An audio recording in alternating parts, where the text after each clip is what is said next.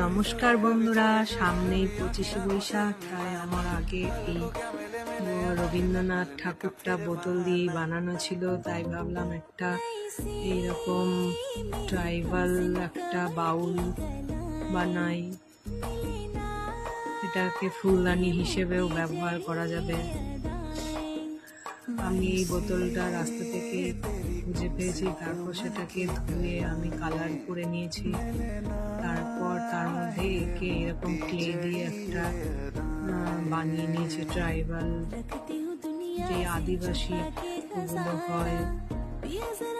তারপর একটা বাউলের এরকম একতারা করেছি, সেটাকে আমি এইগুলোকে কালার দিয়ে দিয়েছি।